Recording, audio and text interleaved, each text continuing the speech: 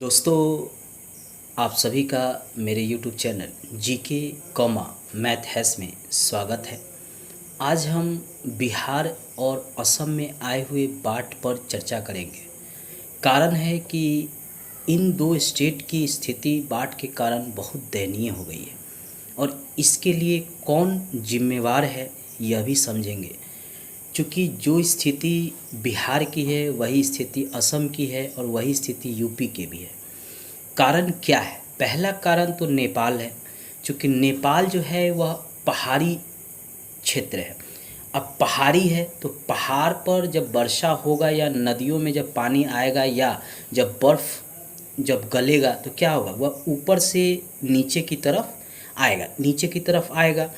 अब बिहार का जो इलाका है तराई क्षेत्र है। सारा नेपाल से जो पानी है नदियों के द्वारा हमारे बिहार में चला आता है, असम में चला आता है।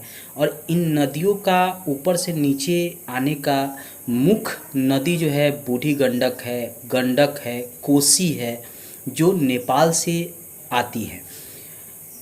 इन नदियों से काफ़ी जल बिहार में आता है, क्योंकि यह बिहार निचला हिस्सा है।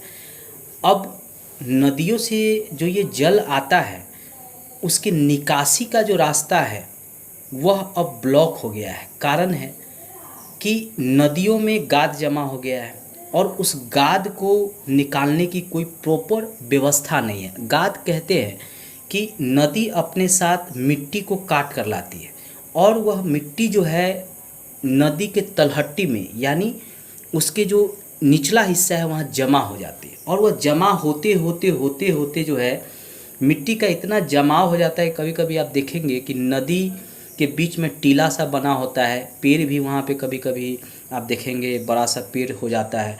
वो टीला वही है जो पहाड़ों से मिट्टी को काट के या मैदानी इलाकों से मिट्टी को काट के लाया जाता है। पहले क्या होता था कि नदियों का जो फैलाव था बहुत अधिक क्षेत्रों में था। अब क्या हुआ है कि हम नदियों के पास जो है घर बना दिए हैं, नदियों के किनारे हमने घर बना दिया, बांध बना दिया, तो नदियों का फैलाव जो है नहीं हो पाता है। पानी जब आता है तो एक तो नदी का जो गाद है वो जमा होने के कारण पानी जो है उसका फैलाव बढ़ने लगता है और यही बाढ़ की स्थिति को जन्म ले लेता है। इसका कारण क्या है? हम लोग ने आधुनिकीकरण के कारण पहाड़ों को काटना शुरू कर दिया, पहाड़ों को तोड़ना शुरू कर दिया। अब पहाड़ जब हम तोड़ेंगे, चूँकि पहाड़ जो है ये क्या होता था कि जब वर्षा का पानी है उसको एकत्रित करते, क्योंकि पहाड़ पर पेड़ हुआ करता था तो पानी का जो फ्लो था वह धीरे धीरे नीचे आता था।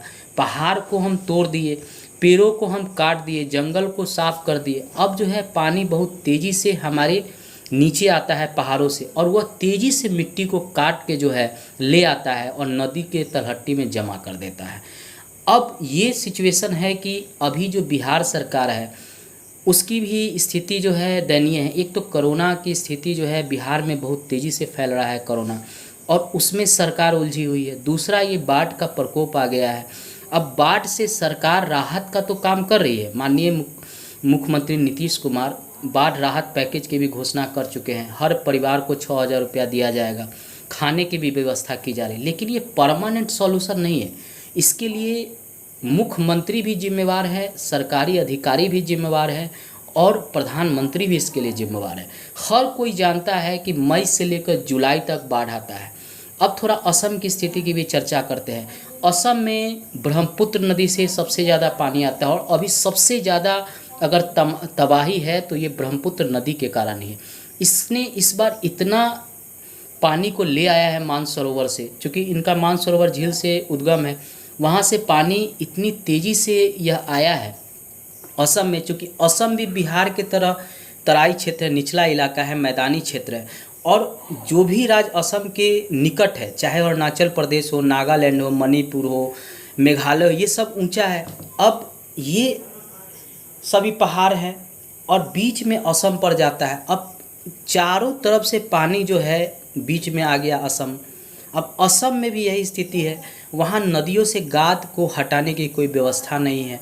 वहाँ सबसे बड़ी बात हो गई है कि जंगलों की आधुनिक तरह से कटाई शुरू हो गई, सड़क बनाए जाने लगे, पहाड़ों की कटाई शुरू हो गई, जिसके कारण जो है इस बार पानी इतना तेज़ी से आया और चूँकि निचला इलाका है तो वह जमा हो गया।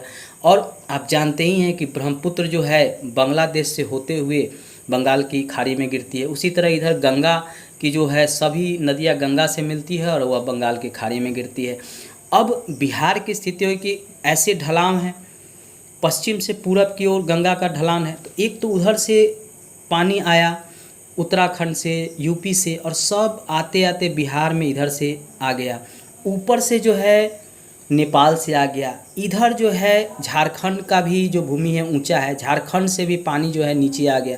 तो बिहार में पूरी तरह से जल जमाव हो जाता है और इसके निकासी का रास्ता एक ही गंगा नदी है जिससे पानी जो है बंगाल के खाड़ी में जाता है। सबसे पहले तो इसके लिए सरकार उत्तरदायी है, केंद्र भी उत्तरदायी है, राज्य भी उत्तरदायी है और अधिकारी भी उत्तरदायी। हर कोई जानता है कि मई से लेकर जुलाई में यह बाढ़ का सिस्टम होता है। अब सरकार ये कह रहा है कि इस बार ज़्यादा बारिश हुआ। जब बारिश नहीं होता है तो सरकार यह कहता है कि सूखा हो गया है, क्या करे, प्राकृतिक आपदा है। अब बारिश हो रहा है तो भी ये प्राकृतिक आपदा है। क्या ईश्वर सरकार के अनुसार चलेगा? सरकार को पहले से ही निर्णय कर लेना चाहिए कि जब बारिश हो या पानी नदियों में आए तो उसके निकासी का रास्ता कैसे हो। पहले ही से ही हमको गाद हटा देना चाहिए नदियों के बीच से। नदियों का जो दोनों तरफ का बांध होता है उसको थोड़ा ऊंचा कर देना चाहिए, जो पानी जो है मैदानी इलाकों में नहीं फैले। आज गांव की स्थिति बद से बदतर हो गया है। शहरों को बचाने के लिए बांध को काट दिया जाता है कि यह गांव तक पानी फैल जाए, और जिसके कारण जिस गांव में आज तक पानी नहीं आया था उस गांव में भी पानी पहुंच गया है। शहर को तो आप आबाद कर रहे हैं लेकिन गांव को नुकसान कर रहे हैं। और गांव को नुकसान कैसे हो रहा है? एक तो पूरा खेती तबाह हो गया। जो किसान है, एक तो बिहार का किसान सबसे गरीब होता है, असम का किसान सबसे गरीब होता है, यूपी का किसान सबसे गरीब होता है। बीज खाद किस तरह हुआ लाकर खेती करता है, कर्ज लेकर खेती करता है, सारा फसल बर्बाद हो गया। फसल क्षति में क्या मिलता है? कुछ पैसा डीजल का अनुदान, कुछ पैसा फसल का अनुदान। अब जो 50,000 रुपये लगाया उसको सरकार जो है 10,000 रुपया दे देती है। उसकी स्थिति और दयनीय हो जाती है। एक तो कर्ज लेता है, वह कर्ज का जो सूद है वह देना दयनीय हो जाता है। तो सरकार अगर सही से व्यवस्था करे तो कभी बाढ़ की समस्या नहीं आएगी। ये आज की समस्या नहीं है, कई सालों से ये बाढ़ की समस्या है। अगर सरकार समय पर नदियों का गाद हटा दे, पहाड़ों को नहीं काटे, आधुनिकीकरण के कारण पहाड़ जो काटा जा रहा है उसको नहीं काटा जाए, पेड़ को रोपा जाए, तो इससे होगा कि पेड़ जो है जब पानी आता है तो उसको रोकता है। पेड़ की जड़ें जो होती है पानी को रोकता है और यह बाढ़ से बचा जा सकता है। दूसरा, कोरोना बिहार में तेज़ी से फैल रहा है। इसका भी कारण क्या है? कोरोना जब लोगों को था, जो प्रवासी बाहर से आए जैसे बम्बई से, दिल्ली से, अन्य राज्यों से, तो हमें उनको क्वारंटाइन सेंटर में 3 महीने तक रखना चाहिए। बिहार सरकार ने क्या किया? उनको रखा तो ज़रूर, लेकिन प्रॉपर रूप से उनकी सही तरह से जांच नहीं हुई। वे संपर्क में आए एक दूसरे के और यह तेज़ी से अब बिहार में फैल रहा है। एक तो जागरूकता का कमी है। बिहार में बहुत सारे लोग अभी मास्क नहीं लगाते, कहते हैं हमें सांस का प्रॉब्लम हो जाएगा, हम मास्क कैसे लगाएं? आप ज़रा सोचिए, जो संक्रमित है अगर वह मास्क नहीं लगाए, एक तो टेस्ट नहीं करवाते हैं लोग, अगर हो भी जाए तो सोचते हैं कि नहीं हम अपने घर में ही क्वारंटाइन रहेंगे, टेस्ट नहीं कराएंगे। तो क्या टेस्ट नहीं कराने से, क्वारंटाइन रहने से ये समस्या हल नहीं हो जाएगा? अगर शुरू में कोरोना के बारे में पता चल जाता है तो उसका जो प्रॉपर दवा है जिससे अभी रोकथाम हो सकता है, देकर उसको कम किया जा सकता है। हमें प्रत्येक व्यक्ति को जागरूक करने के लिए नुक्कड़ नाटक का आयोजन करना चाहिए। हर सड़क पर, हर टीवी पर, हर रेडियो पर नुक्कड़ नाटक का प्रचार करना चाहिए। लोगों के बीच अपने सरकारी अधिकारियों को जाना चाहिए, कर्मचारियों को जाना चाहिए, बताना चाहिए। सरकार को हर दिन एक मैसेज देना चाहिए कि हम किस तरह इससे बचें। सबसे बड़ी बात है, पहले तो आप मार्केट खोल देते हैं, फिर कुछ दिन तक लॉकडाउन कर देते हैं, फिर उसको खोल देते हैं। इससे कोरोना नहीं रुकेगा। कोरोना तभी रुकेगा जब आप रोज़गार का उपाय करें। बिहार में सबसे ज़्यादा बेरोज़गारी है। रोज़गार का कोई उपाय बिहार सरकार ने नहीं किया। एक तो ऐसे ही रोज़गार नहीं है। अब लोग काम की तलाश में जाएंगे ही, काम की तलाश में जाएंगे वैसे क्षेत्र में जो कोरोना इफेक्टेड क्षेत्र है, अब वहाँ जाएंगे तो वो संक्रमित होंगे। इसका प्रॉपर एक ही उपाय है कि सरकार को पहले तो जितने लोग हैं घर घर जाकर उनकी जांच होनी चाहिए जल्द से जल्द। जो किट है जांच करने की उसकी व्यवस्था होनी चाहिए। हर के परिवार के पास जाकर उसकी जांच हो और जो लोग इफ़ेक्टेड हैं उनको अलग हटा दिया जाए, उनको रखा जाए सरकार के देख रेख में, ताकि जो है उनके संपर्क में दूसरे लोग ना आए। सरकार जो है जिस क्षेत्र में होता है उसको घेर देता है। आप यह भी जानते हैं जो कोरोना जो है अभी जो है हवा से भी फैल रहा है, यह WHO ने बताया है। कुछ देशों ने इसके बारे में जानकारी भी दिया है और यह WHO ने माना है। तो अगर जहाँ पे ये संक्रमित है उस क्षेत्र से अगर कोई गुजरे बिना मास्क पहने हुए तो उसको होगा। और इसीलिए भारत में बिहार एक ऐसा राज्य है जहाँ सबसे तेज़ी से कोरोना फैल रहा है। एक तो कोरोना का प्रभाव पूरे पड़ रहा है लोगों पर, दूसरा ये बाढ़ का प्रकोप पड़ रहा है। इसके लिए कौन जिम्मेवार है? इसके लिए क्या मुख्यमंत्री जिम्मेवार हैं? क्या प्रशासनिक अधिकारी जिम्मेवार हैं? क्या प्रधानमंत्री जिम्मेवार हैं? कौन इसके लिए जिम्मेवार है? इसकी उत्तरदायी कौन लेगा? विकसित देश में तो उत्तरदायी लेता है और वो अपने पद से इस्तीफा दे देता है। हमारे देश में, हमारे राज्य में इसके लिए कौन उत्तरदायी? आप जनता को जब चाहें उसको जो है बंद कर देते हैं, फिर उसको छोड़ देते हैं।